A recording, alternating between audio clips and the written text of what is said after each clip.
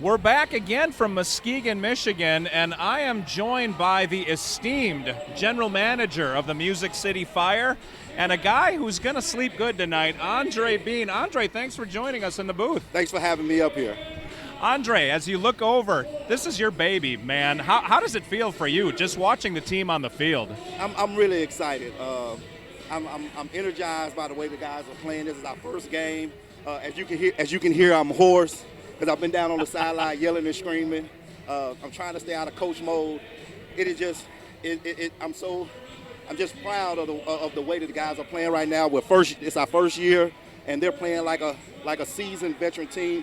We just got to cut down on the mental mistakes that we're having, the tip ball interception and the breakdown in defensive coverage. Other than that, we left 14 points on the board. So we should be, the score actually should be 34-0. We're going to come out the second half and we're going to make sure that we clean up some of the mistakes. What is the mood like down on the side, down on the bench? Oh, this is different from outdoor football. It's electric. You're talking to fans are talking to you, you're close on sideline with the other players, you're talking to their team, they're talking to you. And then, especially when a big play happens, it's real energy. You can look over there and tell them like, "Oh, you guys are making big mistakes." It is real. It's a different type of feel on that when you're down there on that field. Well, and the benches are close together. I imagine there's a little smack talk going on between the benches too. A couple of times I had to get in between my offensive lineman and their defensive lineman because our offensive linemen are really dominating up front. Yeah. And they really irritated them and made them mad. And so I've had to stand in between them a couple of times to kind of keep them from going back and forth. I tell you, your team came out firing, and controlling emotions had to be one of the challenges for Coach Joe. Yes, early on we got a couple of personal fouls. Our guys were ginned up, charged up, and sometimes you can play hard, but you got to play within the whistle. And that's one of the things that Coach Joe was telling them at halftime. We got to cut the chatter out, and we got to play within the whistle. Give it all you got in between the whistle, and then once that whistle blow, let it go. I tell you, P.J. Settles looks good, Andre. Oh, man. that was the biggest pickup for us, being able to have a quarterback that is calm and cool under pressure the way he is. The sky's the limit for him. And deadly accurate. Those two passes, I said they nestled like a cloud into the receiver's hands. They did. Even the ones that were dropped in the end zone by Pat and by Mazio, they were spot on. We feel like we're getting some home cooking from the refs down there. They're not calling certain pass interference or holding. So, like I told the guys, they got to fight through that and just keep playing. Well, any changes taking place in the second half, or just stay the course? No, we're going to stay the course. We're going to keep coming out firing with energy. The biggest thing that we want to do is cut down on the after play penalties. And if we can do that, we feel that we're going to walk out of here with a win tonight. They certainly have dominated the game. They had the one blown coverage for the touchdown in West Michigan, but man, other than that 3rd and 1, they stopped them twice. The defensive line is really good. Yeah, our defensive line, they came up big. Our linebackers, our Jack and our Max are coming up really big. One of the things we got to do, our Mac linebacker has to break down when he's out in coverage. And so when they throw that little swing pass to the fullback, he has to break down. He can't run through that. And if he missed that tackle, there's nobody else within 7 or 8 yards of him. So that turns into a big play. So if we can cut down on the mental mistakes that we're having, I think we're in a good position to win this game. Very good. Any closing thoughts before you run back down? You were kind of out of breath coming up here to the broadcast booth. Yeah, this was a long haul from the field to get up here, and I had forgotten. I was like, oh, I'm supposed to be up top recording right now. But we're just excited. We hope that the people that are out there watching, we hope that you guys are enjoying this. This is going to be the show that we're going to bring on April the 4th. Go and start purchasing your tickets at themusiccityfire.com. MusicCityFire.com. Andre, thank you for your time. Thank you for having me. General Manager Andre Bean running up here and enlightening us with a little bit of his insight and wisdom. He has put probably 1,000, maybe 2,000 hours into getting this thing together. Andre and Bobby Dvorsny making sure that not only is this a good team, but a class act. They've picked athletes that are good citizens, too, and Bobby Dvorsny takes care of his people. You should see the bus they drove in on. That thing was a luxury hotel on wheels. There's probably a bathroom in there too, Andre. Of course there was. Andre Bean is thinking, wait a minute, the view up here is way better than down. He's going to stick around for a little while. Now, Bean is a coach at heart. He's going to be down on the bench with his players.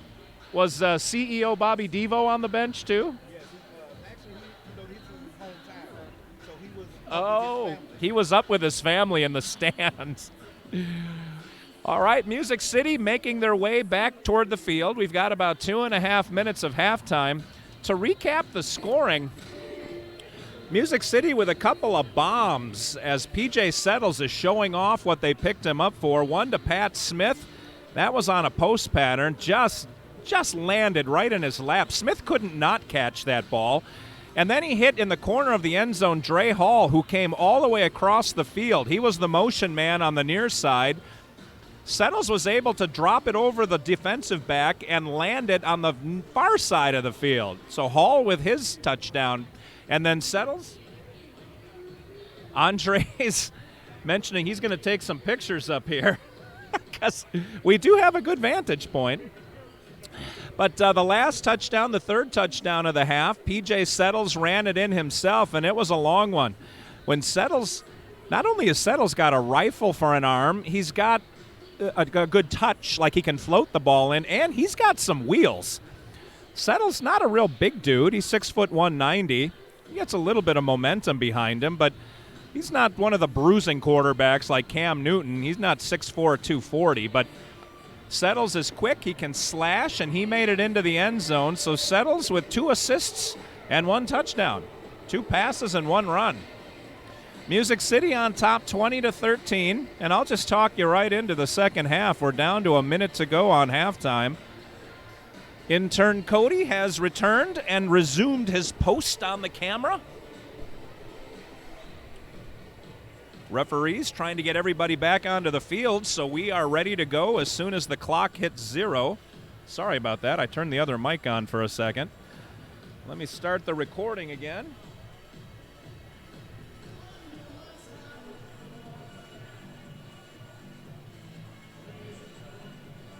There we go. Sorry about that.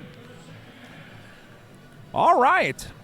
Music City will be kicking off to start the second half. They received in the first half. Couple of fits to get things started. Music City didn't score on their first possession, but they did on 3 straight following that. GM Andre Bean talking about some of the contact on the near corner on the last couple of long passes of the first half. I wasn't able to see them. You were able to see them better than I did, as intern Cody was able to capture the action with the camera. But Andre feels very strongly this could be a 34-0 game, and I don't take issue with that. Music City has been dominant. I will say this, that the quarterback for Western Michigan came out a little bit shaky, Travis Zakowski. He settled down quite a bit toward the end of the second quarter, was able to hit a couple of receivers for scores, and kept this game close. It looked like Music City was going to run away with it for a while, but Western Michigan has battled back and made a couple of important stops on Music City, and we've got a 20-13 ball game. The clock is reset. We've got 2 more 15-minute periods coming to you. Hopefully Music City will take this long road trip and be able to go home smiling. It is a massive bus ride to get back home from Muskegon. Is not close.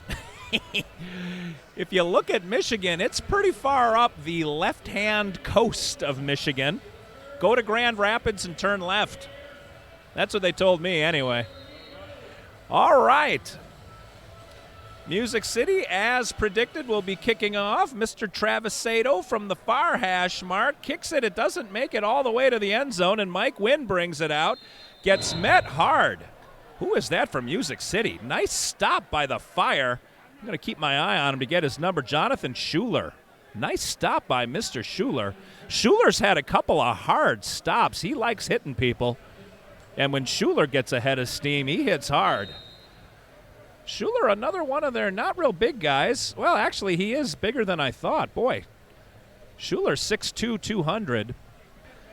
And when he gets some momentum, he had one right underneath Cody and myself earlier today that I'm sure the Michigan player is still feeling. Zakowski is in at quarterback again, evades a little bit of pressure and sends it out. Nice catch by Mike Wynn. Boy, that was not an easy catch. Wynn had Schuler all over him. Wynn was able to reach out and snag that ball and bring it in. Jonathan Schuler on the coverage. He did everything that a defensive back needs to do, and yet Wynn was still able to snap it in for a completion.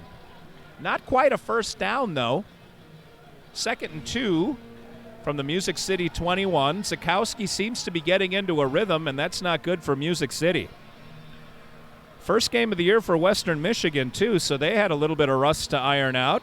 They do have rust-colored shirts on, or uniforms. Even their pants are rust-colored. Motion man to the top. Zakowski pitches it out to number 2, Dakota Smith. Smith gets run into the wall by most of the defensive squad of Music City. They've got enough for the first down, though, as they'll now bring it to the 19-yard line of Music City, a pickup of 5 or so.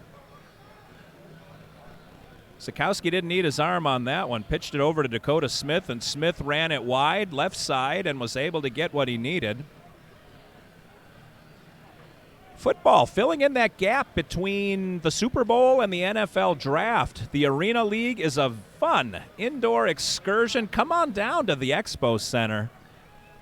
April 4th against the Tampa Tornadoes. Pitch out to the near side this time. Same runner, Dakota Smith. Smith going left, Smith going right. Picks up a few yards. I think they just called it... they called it 3. 2nd down and 7 from the 16. Cody and myself still looking through that light batten to get the scoreboard. Zakowski in the shotgun. It's on the near hash mark. He's going to send Mike Wynn in motion on the top side. Wynn gets that head of steam. Looks like there was movement before the snap. I don't see a flag on the field. Zakowski flushed out of the pocket. Sends that one high. Almost picked off by the Fire.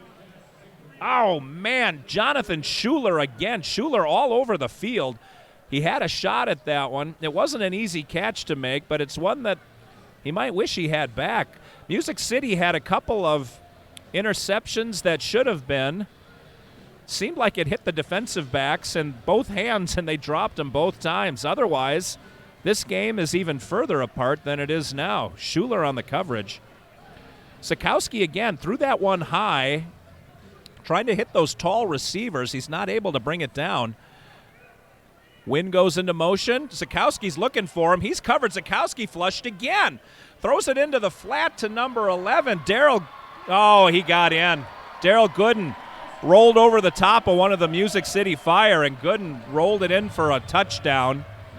It's 20-19 in favor of Music City. And Ronald Holtram going to come out to try to tie this game. Number 11, Daryl Gooden, was wide open on that flat where the MAC linebacker usually sits up. MAC linebacker was out in coverage, and that opened up a little spot, and he just ran after catch. Little RAC for the touchdown. Gooden gets the feel. He's missed one. He's only 50%. We'll see how this one goes, and it's off the upright. It's gone. Gone is probably not inaccurate. He missed. So Music City hangs on to a 1-point lead, and kicking has been problematic so far for the West Michigan Ironmen. They've missed 2 out of 3 of those extra points. Also missed on a field goal. So the kicker, 1 for 4 on attempts. So Western Michigan will line it up and kick it. They took the opening kickoff down the field for a score. 20-19 now in favor of the Music City Fire, and P.J. Settles gets ready to come out for the first time in half number 2. 10:49 remains in the third period.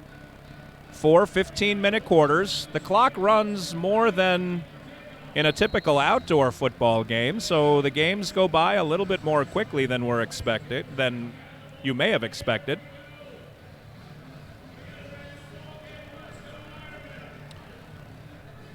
All right, deep to receive for Tennessee. Actually, I can't read their numbers very well from this angle, so we shall see. Onside kick, dribbles down. It gets picked up by Pat Smith. Smith running it, turns it near side, then right down the middle. Smith runs into a whole line of Western Michigan Ironmen, and they stack him up right at the midfield mark. Nice job by Smith to handle a bouncing, wobbling ball. He was able to haul it in and ran it through heavy traffic. Probably a good 15 yards. So the nose of the ball is literally on that half-field stripe. Music City's got 25 yards to go, and that doesn't tend to be a problem for PJ Settles. Settles gets his offense up. Zach Ducker, I think, is in. Number 12 at wide receiver on the near side. Settles is under center. Motion man up top. Settles sends one in front of, wow, Dre Hall. Hall got a hand on it and held that ball up. I think Settles expected Hall to be running. Hall actually stopped in the flat, so Settles put it out a little too far in front of him, just out of his reach. He swatted at it and made just enough contact to hold the ball up for one of the secondary men in Iron City in Western Michigan to come up and almost make the interception. It was not, though, so we've got a 2nd and 10. Settles in the shotgun, sends Pat Smith into motion and takes a look. Settles gets run into but maintains his composure, sends it down, and it's dropped in the end zone. Oh, no. Dropped in the end zone. Boy, similar to some of the missed interception opportunities, that one hit the receiver in both hands, and he wasn't able to bring it in. I know that's one that he wishes he had back. I tell you who it is, but he's kept his shoulder to me, and I can't tell what his number is. Probably better off for him. All right. I'm pretty sure that was Dre Hall, but we'll let it go for now. All right, Settles in the shotgun. Hall lines up high. We've got Pat Smith in motion coming around to the near side. Settles back. Settles, he's got plenty of room on that right side. Fakes the throw, tries to get the linebacking core to bite on it, and they don't. Nice defensive play by Western Michigan to contain Settles. And we've got a flag late. Number 64 for Tennessee, Thomas Burton, is pointing at himself and then putting his hands out in disbelief. We'll get the call here in a second.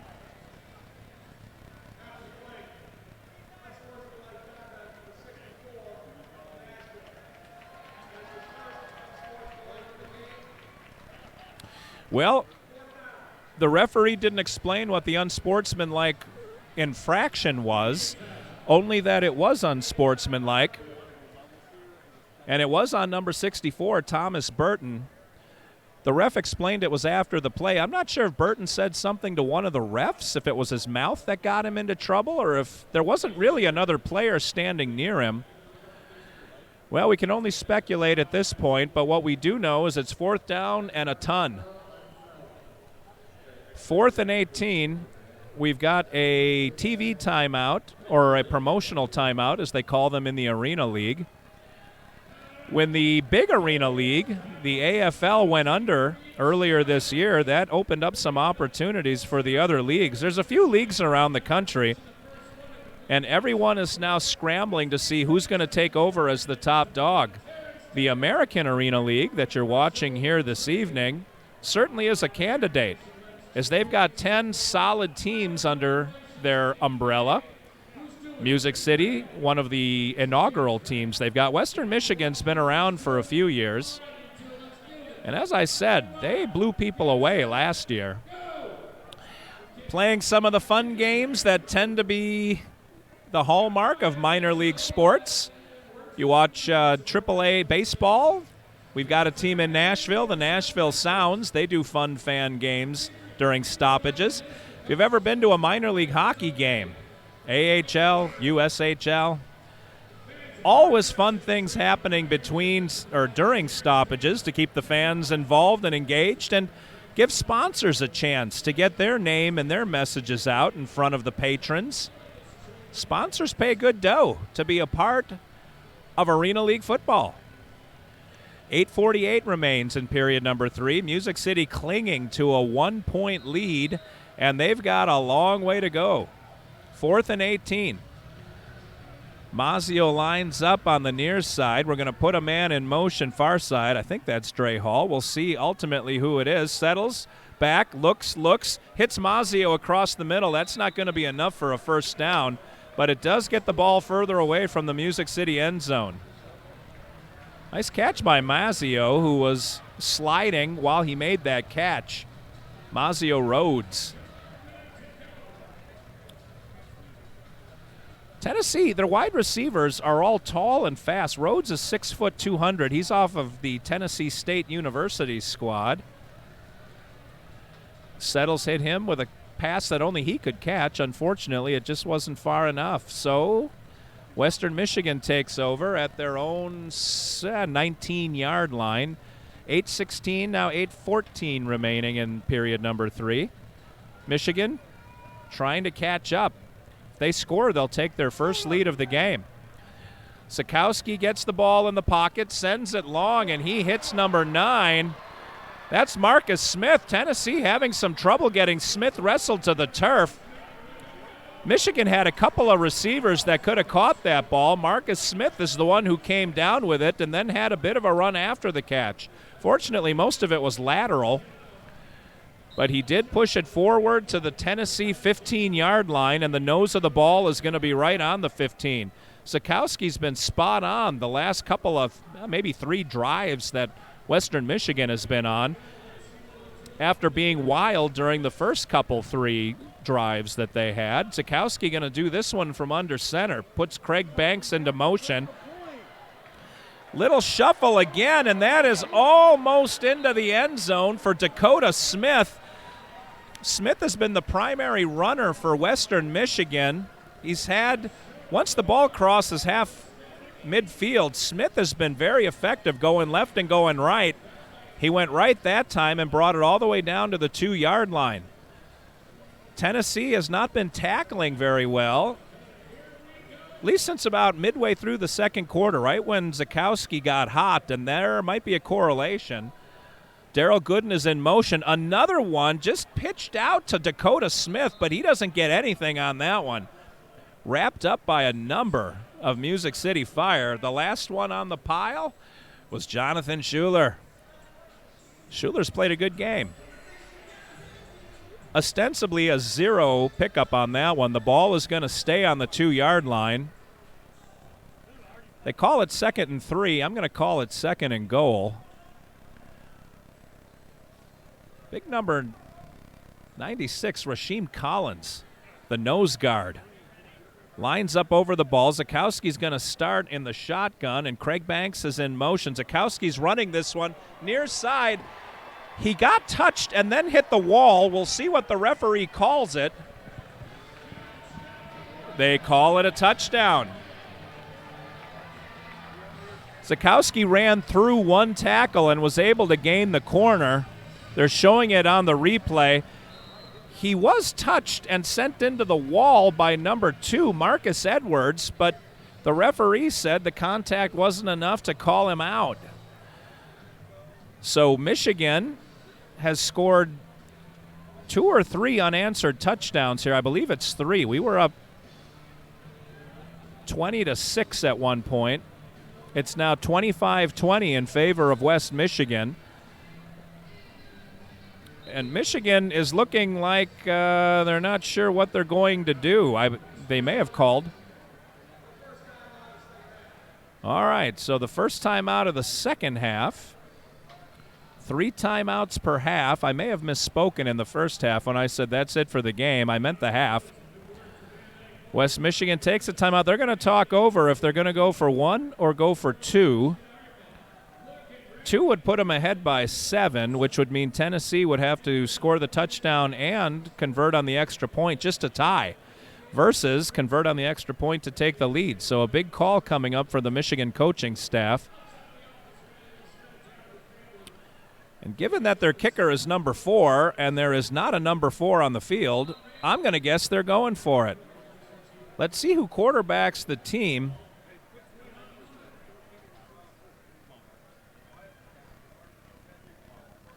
Well, it looks like it's going to be Marcus Smith who is going to play quarterback, and he may he got nothing. Is that Schuler again? It's Jonathan Schuler. Holy cow, Schuler playing a whale of a game. Squirted, and I mean squirted through the line and grabbed Marcus Smith almost before the ball got there. Smith had no chance on that one. Schuler grabbed his legs, wrapped him up, put him down, and the lead for Western Michigan remains at 5. 25-20. We've got a timeout. 5:13 remaining in period number 3.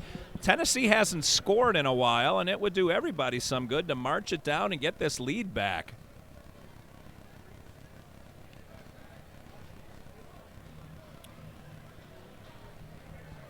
Everybody resetting what we're going to do. Western Michigan going to kick it from our left to our right.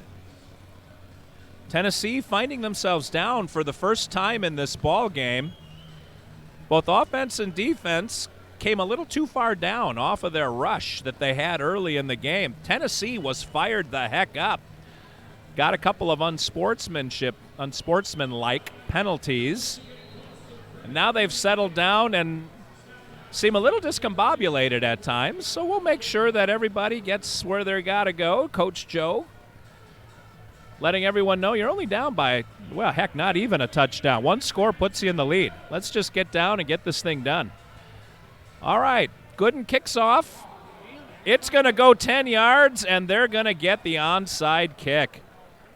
Tennessee, again, a little bit confused over whether they could handle the ball. It looked like their front line of players wasn't sure where it had to get to before they were able to touch. Frankly, the receiving team can touch the ball anywhere. So Western Michigan, I believe, is going to retain possession.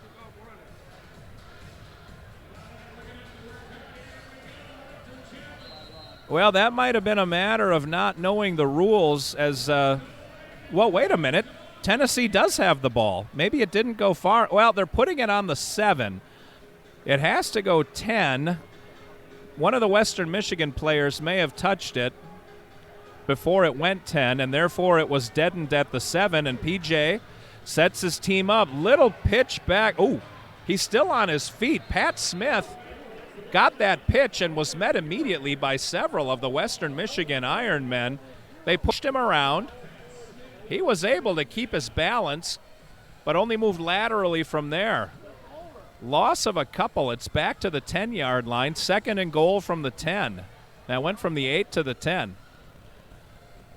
So Tennessee trying to run the ball near side. He couldn't get the corner. Heck, he couldn't even get 2 steps before he was met by a lot of brown-shirted defensemen. Settles in the shotgun near side, sends a man in motion, and I think that's Mazio at the top. Settles throws that one away.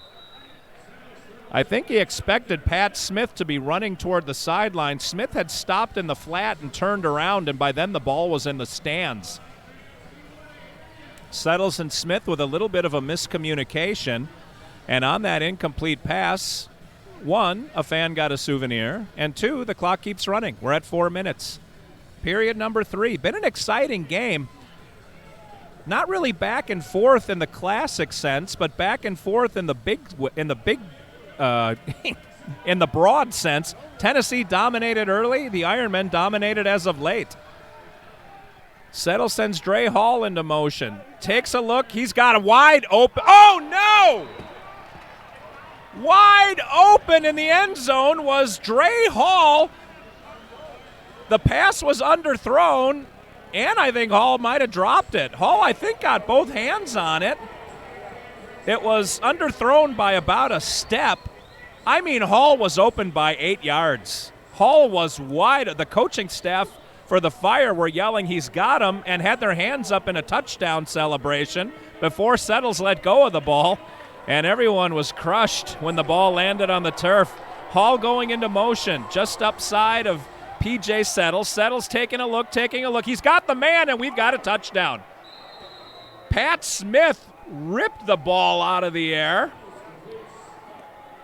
Smith is only 5'11", but he is tough. He grabbed that ball, and before any of the Ironmen could get a hand on it, he tore it through the air into his midsection, pulled it in, and Tennessee scores 26-25 in favor of Music City. Settles is staying on the field. It looks like they may be going for two. And indeed, they are. Travis Sato is number 34. He's over on the bench. He's actually sitting up on the wall, but Settles in the shotgun. He'll put Pat Smith into motion. Smith loops from the near side to the far side. Settles takes that pitch and throws an interception. It's still live. Western Michigan brings it back to the 10-yard line. So that two-point attempt is shot down, and Music City goes back on top by a single point. A single point. We've got an official timeout on the field. We're down to almost 2 minutes to go. 2:04 remains. Period number 3. We're doing the kiss cam. I hope they don't flash it up here for Cody and myself because we just met. Ah.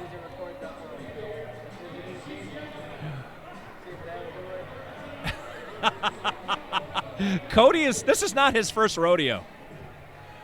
Intern Cody been to a number of these games, and he knows the inside skinny of how this all works. Many couples pretending not to notice themselves on the kiss cam. I will say I have been to hundreds of NHL hockey games, and I do not believe my wife and I have ever been captured on a kiss cam.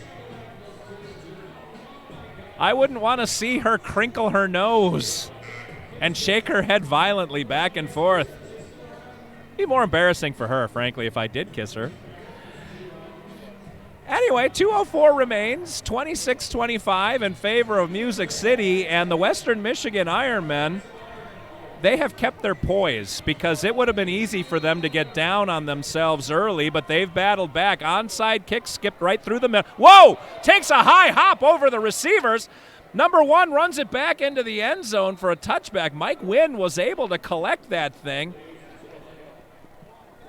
The Ironmen receivers ran up on the ball. It took a crazy hop off its nose and skied both of them. And they looked like left fielders running back toward the wall to try to catch it over their shoulder. Mike Wynn was able to get it. He was tackled immediately for the touchback. It comes out to the 5-yard line, so Western Michigan has 45 yards to go for pay dirt. If they kick a field goal, however, they still take the lead. Music City only up by 2. Wait a minute. How did that work? 27-25? They must have gotten a point for something on that one. I will have to look that rule up. I'm not an Arena League expert yet. I'll try to help you out next game against Indianapolis. If that happens again, I'll refer back to this moment and tell you what happened. You got to join us for that game, though.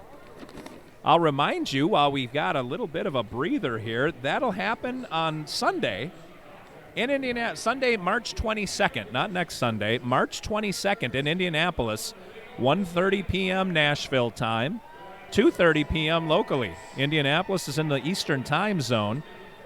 Well, Nashville's up 27-25 now, and there was a phantom point that I will research. All right. Oh, Western Michigan has that one slapped out of the air. Try to get that Music City Fire number as soon as he turns.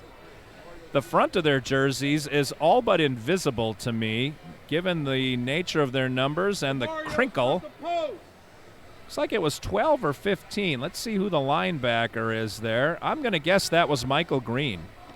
Michael Green with a nice defensive play. At least I hope that was Michael Green.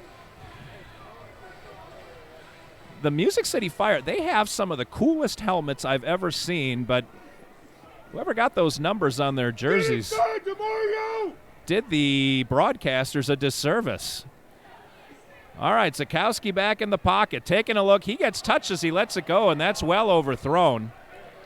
I'll say this, number 3, Keandre Craig Banks. I thought it was well overthrown. Craig Banks almost ran under it. Man, he's got some wheels on the left side of that line.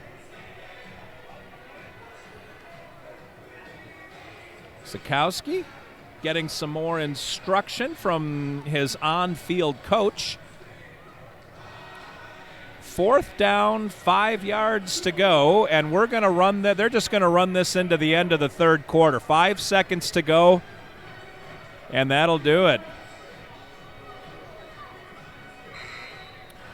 Wow, one of the briefest buzzers in the history of buzzers just went off. Apparently they didn't want to offend anybody. So when we return to action, 15 minutes of football remain, 27-25 in favor of Music City. 4th down and 5 yards to go for the Western Michigan Ironmen. They started on the 5-yard line. The nose of the ball is now on the 10. Jonathan Schuler comes across the field to join his teammates. The defensive coaches come out, shout a couple words of encouragement, and we've got the Village People singing in the background. I would ask intern Cody where he was in 1978 when this song came out. I don't even think I was thought of yet. I don't know that his parents had met yet in 1978. My mom was born in 78. Let you know. Oh, my God. Intern Cody's mother was born in 1978. You do the math on that one. I'm now depressed. I'm angry is what I am. All right, Sikowski gets it, sends it, and there was a slash pattern through the middle. Darrell Gooden, good coverage by Jonathan Schuler. Schuler has been an animal on defense. Schuler knocked that one, got a hand in between the ball and the man, and was able to wrestle it away, and Music City takes over on the 10-yard line of Western Michigan.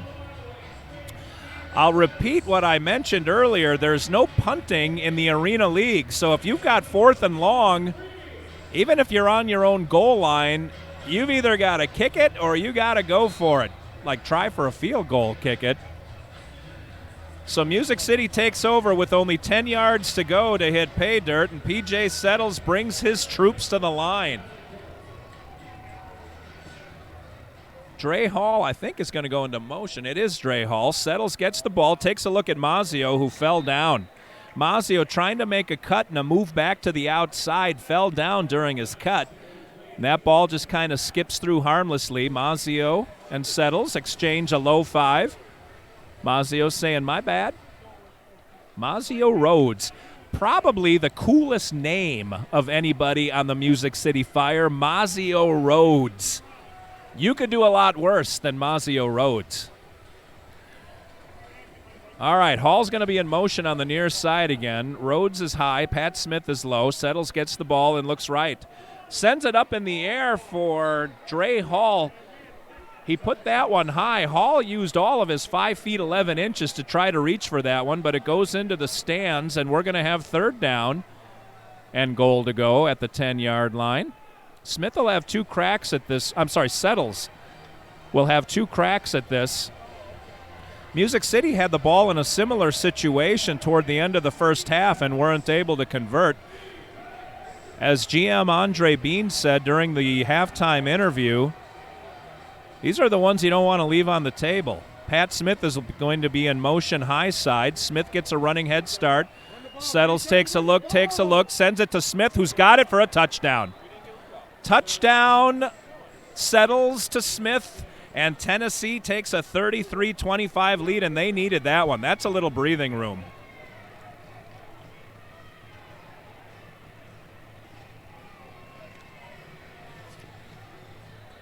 Nice pitch by Settles as we watch the instant replay on the Jumbotron. And an even better catch on the far side by Smith. Pat Smith. Most of the Tennessee wide receivers are roughly the same size. Smith is 5'11", 195. As I mentioned a minute ago, Dre Hall is 5'11". Mazio's 6 foot. He's only an inch taller. And they are all blazing fast. You watch those guys in practice, you can say, well, these aren't NFL caliber players. I'll tell you what, we've got a number of players that would not embarrass themselves on an NFL roster. All right, stoppage and play. What's the stoppage, Cody? What just happened? Timeout? Yeah, I think they called timeout. Timeout, Western Michigan. Coach comes into the huddle with the defensive unit, now breaks up. Tennessee has sent Pablo Travisato onto the field. They're going to kick one because this will put them ahead by 9, which is 2 scores. As it stands, if he misses this one, they're only 1 score away if Michigan gets the touchdown and 2-point conversion. There's the snap. Travisato sends it up and directly through the uprights. Nice kick by Travisato. Tennessee has scored 4 touchdowns, and he's hit on 3 of the extra points. 34-25, and that was extremely important. 9-point lead. Western Michigan needs to score twice. Tennessee can get that fire lit in their defense again. They were a force of nature in the first quarter. Maybe a little too amped up, you can argue, but better too amped than not amped enough. Tennessee comes out. They're going to kick the ball from left to right. They just ran it in on the right side, so they'll be kicking in that direction too. Western Michigan fans out. Number 1 and number 6 are the receiving squad. Mike Wynn on the far side, Brian Foy on the near side. Travisato keys it up in the middle of the end zone. He's kicked off in the middle every time since the first attempt that hit the rafters, and he just squibs that one along the ground. Last time it took a crazy bounce. Foy picks that one up, runs through one tackle and then around another one, finally gets driven into the turf by Joe Hawkins. Wow. Hawkins would not give up on that one. Took him and planted him like a row of corn. Brian Foy, nice return though. Picked that one up and just charged up the middle. Crossed the midfield stripe, so only 20 yards to go for Western Michigan as they pick it up on Music City's 20-yard line. See if Music City can get that defense going like they were when they made those 2 straight stops on 3rd and 1 and then 4th and 2. There's some confusion on personnel for Michigan as number 1 Mike Wynn comes running off the bench, and they're forced to call a timeout. Zakowski was watching the play clock tick down and called a timeout to avoid a penalty. So with 11:19 remaining in the game, Western Michigan calls a timeout. Zakowski talking to the on-field coach on the near side. Nobody really went over to the bench. Zakowski just called that one to avoid the penalty. I'm not sure he needed much from the coaching staff. Tennessee, though, they huddle around their defensive coaching staff, getting some instruction. If they can make a stop and score, that might ice the game. So Tennessee is motivated to make sure that Michigan stays off the board on this drive. This could turn all the momentum. The ball is on the wrong side of the midfield stripe as it's on Tennessee's side of the field, but a long way to go. 20 yards and an arena league, that could be forever. Not a lot of room to operate in that 8-yard end zone. All right, Zakowski in the shotgun, sends Mike Wynn in motion near side to far side. He loops around. Zakowski puts it out in the flat. Wow, that was a suicide pass to Dakota Smith. If Smith would have caught that, he would have gotten his head taken off. There were 2 Music City Fire, and you won't be shocked when I tell you Jonathan Schuler was one of them. Schuler was drooling, waiting for Smith to catch that ball. He would have sent him into the 4th row. The ball skips away harmlessly, though, so we're going to cue it up again. 2nd down and 10. We're under 11 minutes to play. Zakowski gets his troops settled. They're going to load up the near side. All 3 receivers on the short side of the field. Now Keandre Craig Banks loops around to the far side. Zakowski looking at him, puts it right in his hands. Wow, very simple bang-bang play by Western Michigan. Coverage on that play by Donnell DeMario. DeMario gave a little bit of room there. Craig Banks just ran down, turned around, and there was the ball. Nice timing play by Western Michigan. Zakowski again settled from where he was in the first quarter, finding his marks more often than not. Not quite enough for a first down, believe it or not. 3rd and 2 is the call. We're under 10 minutes to play. Sikowski's going to start this one under center, far side of the field. All the way down comes Daryl Gooden. Sikowski pitches it to the side. That goes to Dakota Smith again, and Smith gets met immediately, wrapped up and brought down. Schuler was involved in the play, but it was mostly spearheaded by Jordan Keenan. Linebacker Jordan Keenan was Johnny on the spot. Limping off is Joe Hawkins, by the way. Hawkins looks like he's got something wrong with one of his legs. He was favoring the right leg as he was going over to the bench, trying to get over the wall. So Hawkins is off. It is 4th and 2. Big stop coming up here, a big down for both teams. Let's see what Sikowski can do with this one. Sends Mike Wynn in motion. Looking, sends it toward Wynn. Wynn gets shoved down in the end zone, and that's going to be pass interference on Tennessee.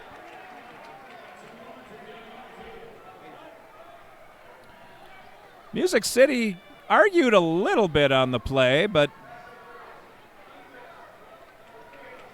I don't know what more they could have said about it. Donnell DeMario looked like he pushed down the receiver before the ball got there, and the referee was, well, he was about 5 yards away staring at him. Not a lot you can get away with in the end zone when there's only a few of you back there.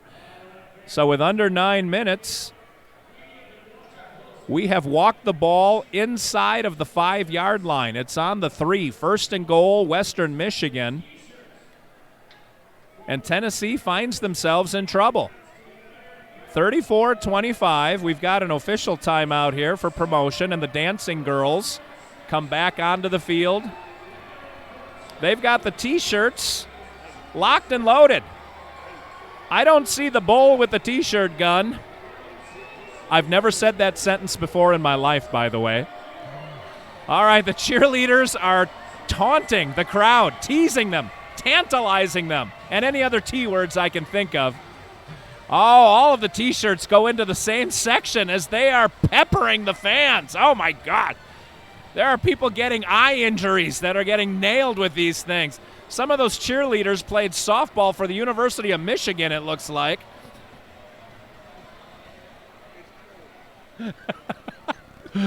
All right. 3 fans are being carted out on stretchers after that melee. We're under 9 minutes to play, and Western Michigan is on the move. Travis Sikowski doing a nice job managing the clock and managing this drive. He sends Marcus Smith into motion. This time looking near side, and that ball is caught. Touchdown. Oh, man, nice catch. Boy, Sikowski laid that one out there. Marcus Smith, what a great grab.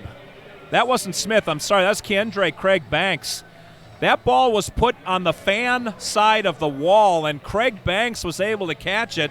The only question was going to be whether they counted that as a catch, and they say yes. 34-31 now. Music City's lead has been cut to 3. Say again, their kicker's number is 4. And 4 is not on the field. Sikowski's going to remain on, so they're going for 2. And why not? Sikowski's been on a roll. Sikowski's got a little spring in his step. He can feel this one. Puts Craig Banks into motion. Pitches out to Dakota Smith, and that was a mistake. Wow, Smith is met immediately. Nice play by Donnell DeMario. DeMario didn't give up ground on that one and dragged Dakota Smith down pretty much where he stood, where he got that pitch. Western Michigan has tried that little wide pitch several times. They're about 50-50 on it. Half the time Smith has been able to cut free, and half the time he's been met at the line. That one was for a little bit of a loss, in fact. Nice play by DeMario. So with under 8 minutes to play, Music City has a 3-point lead. That play really tells me that the coaching staff has no confidence in their kicker, because even an extra point would have been important. That would have pulled Western Michigan to within 2, which would have meant a field goal wins the game. Instead, a field goal will tie the game. Music City still has a 1-score lead. We'll see what P.J. Settles can do on this drive. A touchdown maintains that 2-score lead. Daryl Gooden is out on this kickoff. Boy, just question one more time why they went for 2 on that one instead of put the game within 3 or within 2. All right, enough speculation. Music City going to receive this one, and as per usual, that one gets squibbed right down the middle with these low rafters. It really has to be. Pat Smith picks that one up, tries to make his way around traffic, both wearing white jerseys and brown jerseys, and he's hauled down just short of midfield. Ball will be placed on about the Music City 22. I almost called him Tennessee again. Pat Smith handled that ball cleanly. The ball's a little more rubbery than the NFL football, it seems, or the turf is a little harder because it's taken some wild hops. PJ Settles gets his team out. There's a little confusion behind me as intern Cody is distracted by his boss. His uncle is his boss. You do the math on that. All right, Settles near side, pitches it. Quick hit over to, well, that wasn't Mazio. Who was that got the ball? Oh, that was Mazio. My mistake. Mazio Rhodes, which is a name I'm going to enjoy saying this year. Mazio Rhodes picks up 5. We'll call it 5 on the play. Second down, 5 to go across midfield. The ball is on Western Michigan's 22. Nice pitch and run by P.J. Settles and Mazio Rhodes. Yeah, say it with me. All right, Settles working under center. Rhodes is going to go into motion. High side, split off to the left. Another quick little shot out to Pat Smith on the flat, and Smith gets some good yardage. Smith brings it inside the 15 to the 14, and that's a first down.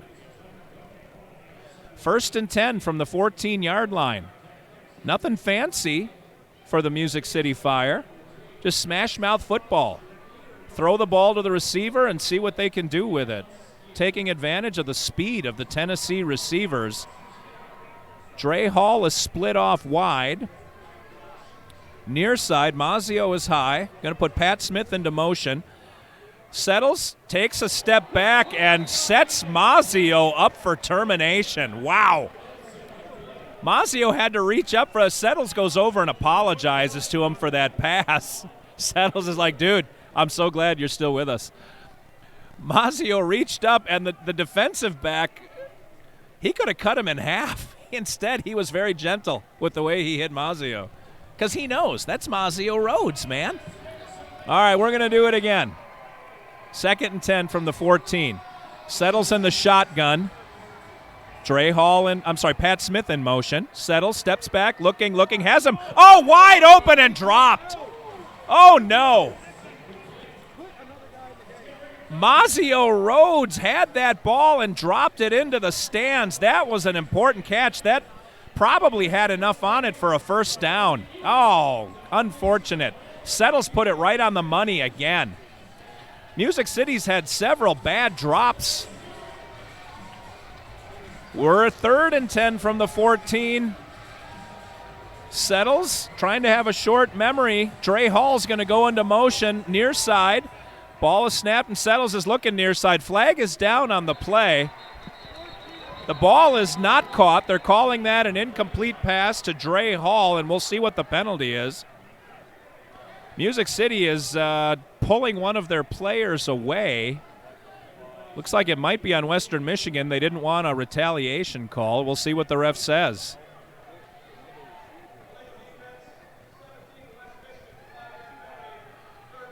Illegal defense on Western Michigan.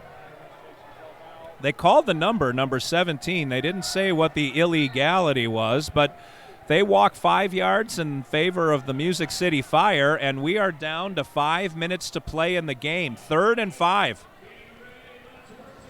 See what Settles can do. First down will give them a little bit to operate with, and the clock now turns in their favor. Settles working in the shotgun, high side, puts Dre Hall into motion. Settles is going to run it. He turns the corner and gets met. He didn't get the first down. Settles thought he could run around the corner, but Western Michigan sniffed that one out and collapsed hard on that near wall. Put Settles down and into the wall, and as we tick down to 4:20, it's 4th down and 2 yards to go. Pick up by 3 for P.J. Settles. Music City's going for it, though. Settles has a lot of room to work with on the left-hand side. The ball is put on the near hash mark, and we'll see what the coaching staff decides to do. Mazzio goes high. Settles talking to Pat Smith, giving a last-second instruction, and now he doesn't have the formation he wants and is forced to call a timeout.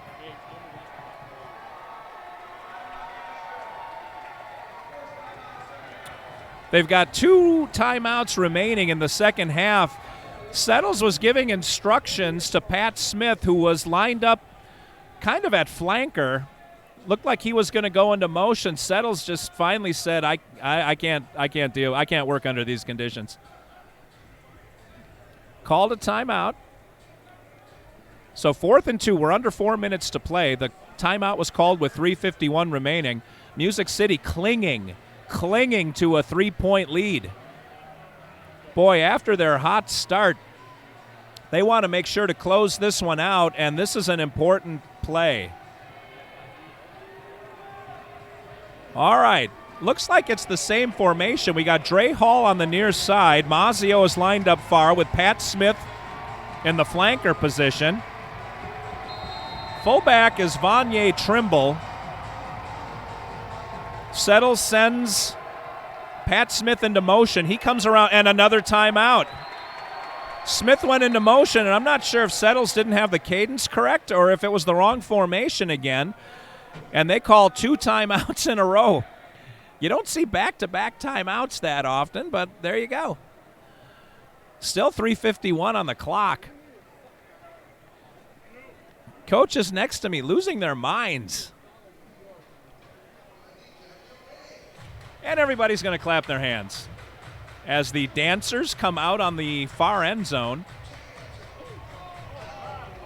Intern Cody, make sure to turn the camera over to there. He's dated 3 of the girls on the dance team. I mean, not as far as they know.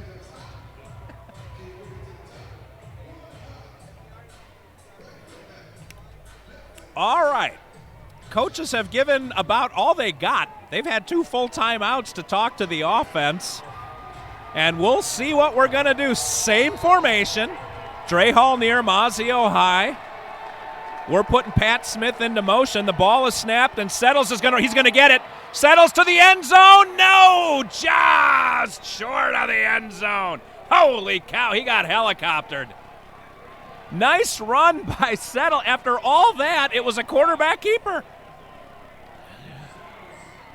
Settles saw some daylight, and he hit it hard. Nice run by P.J. Settles. Brings it all the way down to the 1-yard line. We've got a 1st and goal from the 1 with 3:20, and Music City can taste it. Pat Smith in motion again. Settles keeps it again, and a touchdown, Tennessee! P.J. Settles runs it for his 2nd rushing touchdown of the night.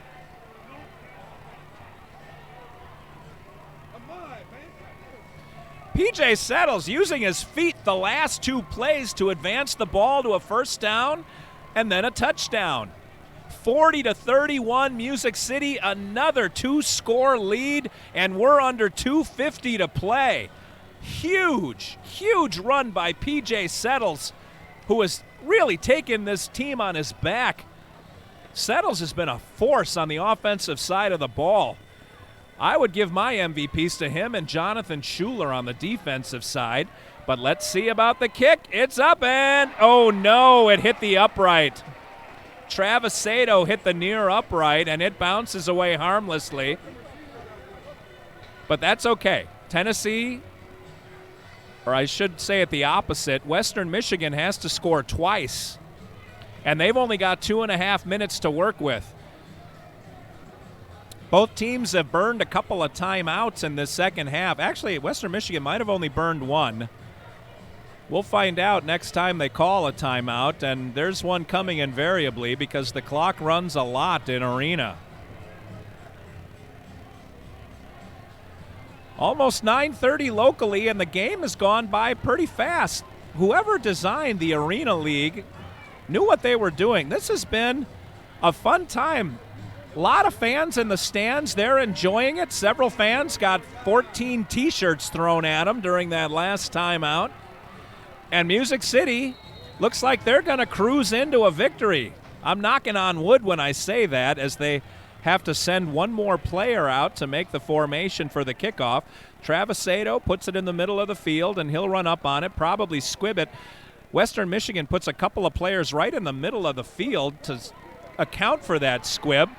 And it gets fielded on the fly by number 6, who runs past a couple of tacklers. Brian Foy made that reception and looked like he casually walked it through the defense.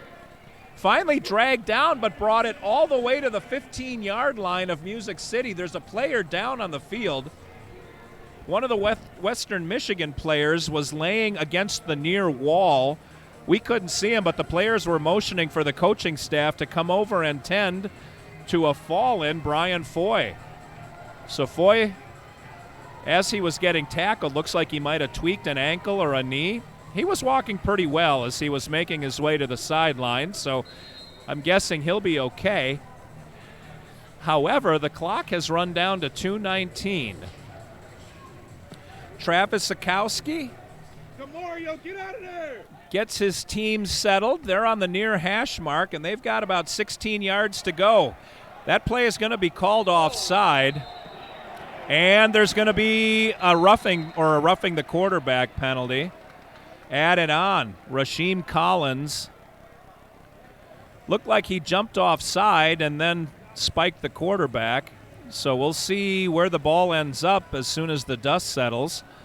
Referee's talking it over. Sikowski's okay. Rasheem Collins with a little too much giddy up. Collins 6 foot. Oh, hang on.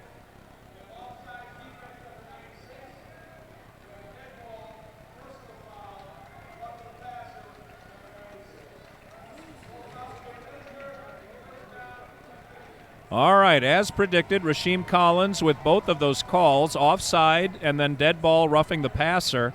The ball's brought all the way down to the 6-yard line.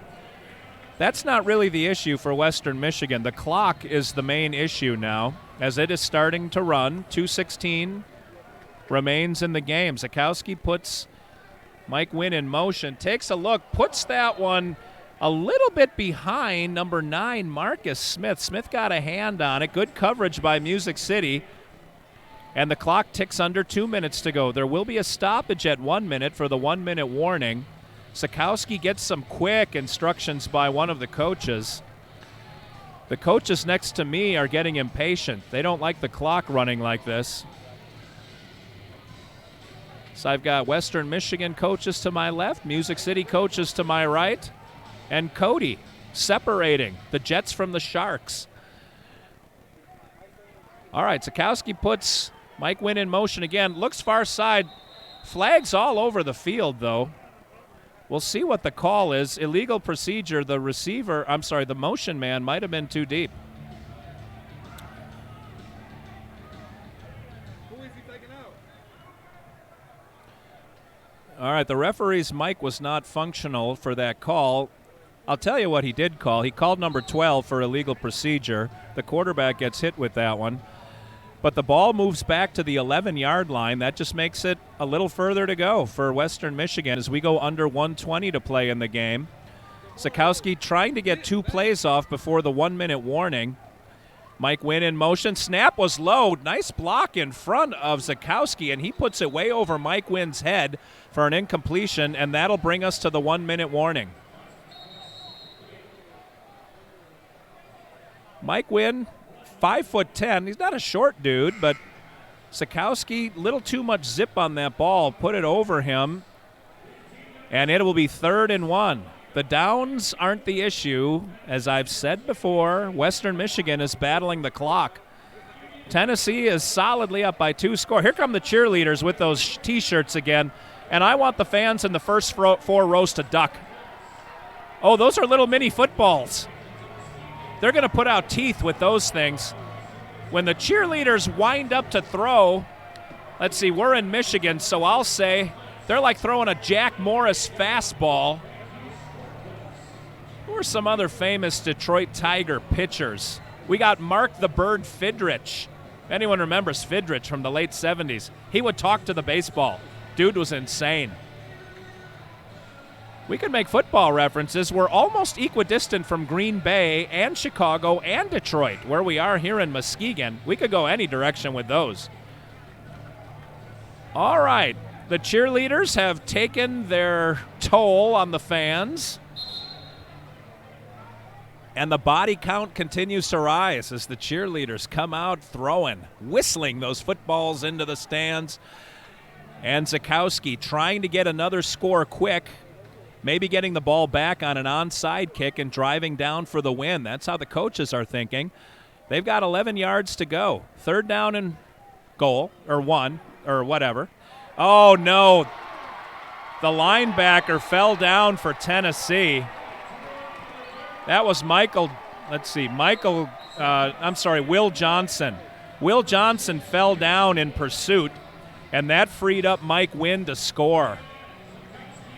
Nice throw by Zakowski. There's a flag on the field. Let's see what's going on. Well, it was on Music City because they signaled the touchdown. Zakowski was pointing at Music City, so no problem for Western Michigan fans. 40-37 now. See how the referee says. Microphone not working. Called the touchdown. I'll interpret his body language here. And then unsportsmanlike conduct on Music City after the play. So with 51 seconds remaining, this is going to be no problem if we handle the kickoff cleanly. See if that'll work. Number 96, that's Rasheem Collins again. Rasheem Collins has had a rough series here. All right, they're going for 2, so Zakowski back in the shotgun, sends Mike Wynn in motion. Snap is there, throw is up, and it's batted away. Nice job by Music City. That one gets broken up by Will Johnson, 6'2", 210, one of the bigger linebackers. So 40-37. If Tennessee fields this kickoff cleanly, they can ostensibly run the clock out. The referee just dropped the ball at midfield, and it hit him in the hands. Referee should hang his head in shame. He's not going to get picked up by the NFL with those kind of catches. Cody's grandfather is out there throwing balls, though, and he hit the ref with a strike. That was not on Cody's grandpa. I'm sure Cody's grandpa is still staring at the ref. That just makes the quarterback look bad. My dad's out there doing the chains too. Cody's dad is on the chain gang, and young Cody is up here running the camera. This is an all Cody family operation in Muskegon. The Codinator, Baron von Kodski. The Codosaurus. We're killing some time. We're under a minute to play. Still 51.7 seconds. Music City with a 3-point lead.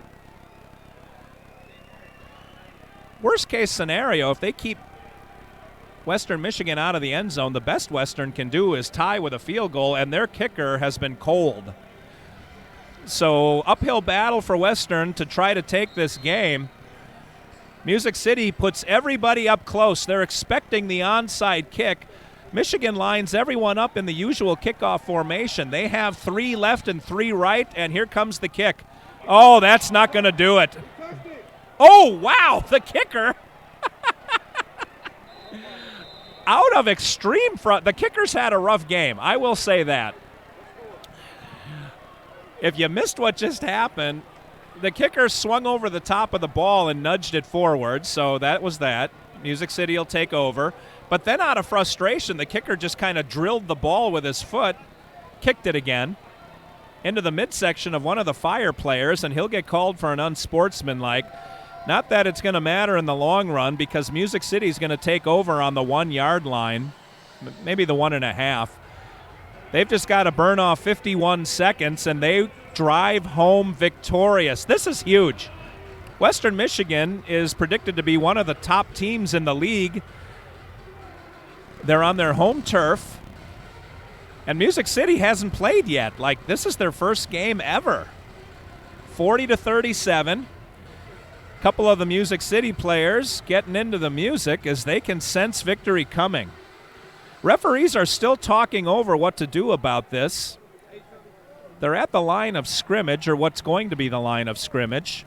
I'm not sure if they're trying to decide where to put the football or if they're deciding what the penalties are going to be. I'm not sure it matters in the grand scheme of things, but now the ref still batting at his microphone, trying to get it to work.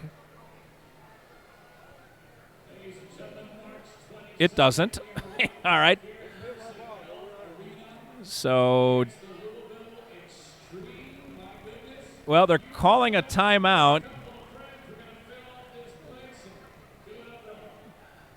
All right, the ball is being placed now on the 12-yard line. Music City will take over there. Not sure.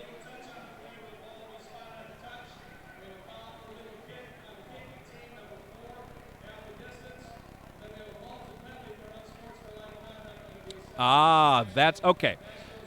Here's what happened. So the penalty on Rasheed Collins was what they call put in the bank, or I guess in this league they call it put in the vault, which means that it wasn't assessed at the time. It's assessed when there's a little more field to play with. So there were penalties called on Western Michigan, but now they have marked off the penalty on Rasheed Collins. So the ball's on the 12-yard line. Music City has a fresh set of downs and only 51 seconds to burn off. PJ's in the shotgun, though. He hands it off to Pat Smith, who runs up the middle, and he's going to score? No. Western Michigan with a defensive stand. Pull a little pride out of the air and keep him out of the end zone. Nice job by the Ironmen, and they call timeout. Man, Pat Smith was headed for daylight. Thought he was going to get that ball in, but he got stood up and racked at the 1 yard line. First and goal from the 1, 43 seconds remaining. If you're joining us late, you missed it. 40-37, Music City, and it's going to be if I know owner Bobby Divorcey well enough, there's going to be a party tonight in Muskegon, Michigan. Dvorsny is not short on making sure his players have a good experience. And he'll bring his checkbook.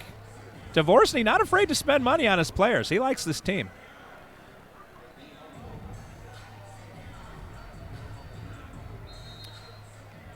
All right. Timeout has elapsed. PJ settles, brings his team to the 1 yard line. Pat Smith is going to line up in the backfield as a halfback. We got Mazio on the near side, Dre Hall on the far side. Settles just keeps it himself. I'm not sure he made it, and he did. Touchdown is the call. Settles with his third rushing touchdown of the evening.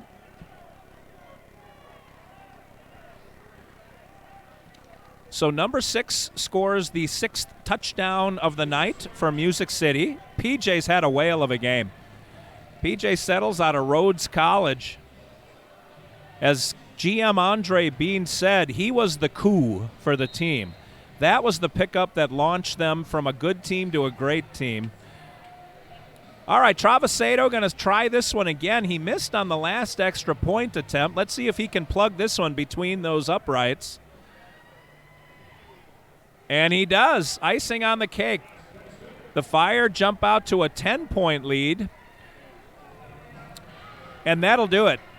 38.3 seconds left. Not any real chance for West Michigan to come with 2 scores in this last 38.3. They're going to try to run it back, of course. If Travasato can put the ball deep and they just work on tackling the ball carrier, once he's down, there's a long way to go. Last minute of the game has started to drag here as there have been several timeouts and a couple of strange penalties that the refs had to work out. All right, Music City kicking left to right. West Michigan puts the same cast of characters on the field to receive: Mike Wynn and Brian Foy. Foy, who injured his leg on his last return, looks like he's back for the attack. He'll be on the near side to try to field this Travisado kick.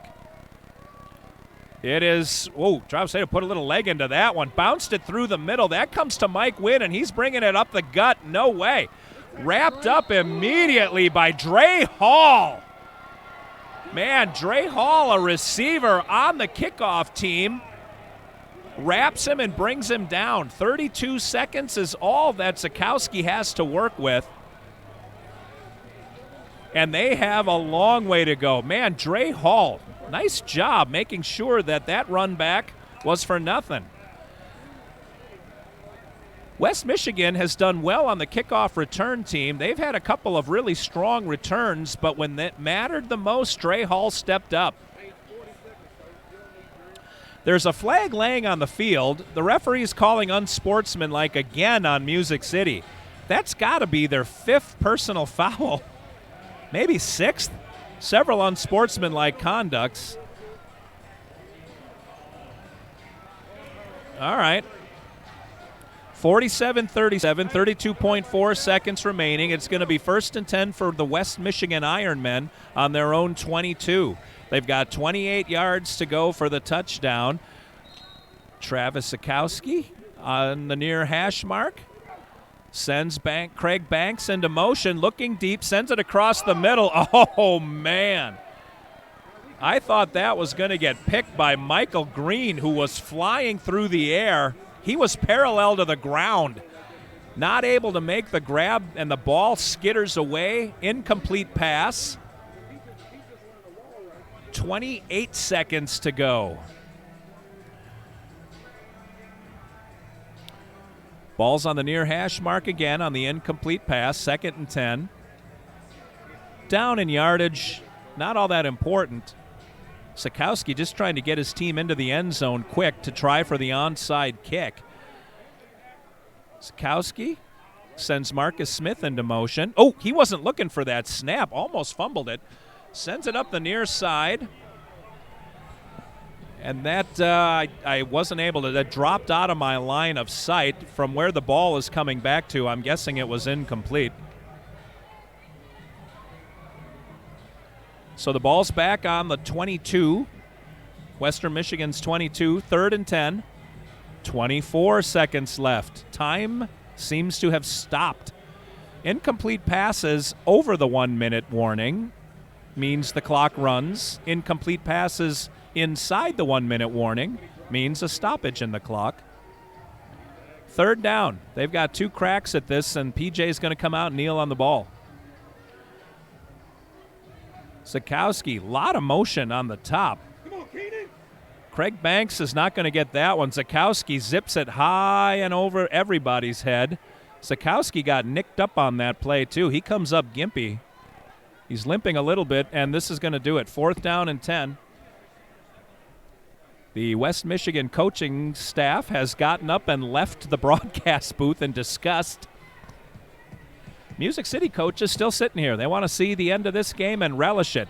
Job well done by the coaches and the players. And the cameraman, Cody, may get promoted from his intern status to an actual paid gig after this. He says he hopes so. Money, money, money. All right, Sikowski on 4th down. Sends it toward the flat. That gets dropped, and that seriously will do it. 16.3, and Music City will take over the ball on their own, well, on West Michigan's 22. I don't believe Western Michigan has a timeout remaining, which means PJ is going to kneel down once, and the ball game shall be ended. I don't know how it works, but I'll say again, my nominations for offense and defensive player go to PJ Settles and to Jonathan Schuler. Strong games for several players, though. And my name of the game, Mazio Rhodes. I have a feeling he's going to win every game. All right, Van Halen is yelling jump, and jump up and down is what the coaching staff wants to do right now, but they have to wait 16 seconds. PJ's going to work out of the shotgun. Ball is getting snapped by Thomas Burton. I haven't said his name. Hands it off to Pat Smith, and that'll be all. 10 seconds to go. Clock is running, and the players are starting to shake hands down at the line of scrimmage. Well done. We weren't sure what to expect. I don't know if you caught that on camera, but Coach Joe just got the Gatorade shower. Coach Joe was nervous before the game. He hasn't coached in a while, and he said, I hope I know how to do this. That's one. The coaches are giving the broadcast team rocks on their way through, saying, that's one, baby. All right. Well, thanks, everybody, for joining us. We'll cut it off in a second here. Join us on March 22nd, Sunday, 1:30 Nashville time, as we take on the Indianapolis Enforcers, but we have started hot on our march toward the AAL Championship. From Muskegon, Michigan, Steve Olivas for intern Cody saying a whale of a game was seen tonight. Thanks for watching. Thanks for listening. Have a good rest of your weekend, everybody. Bye-bye.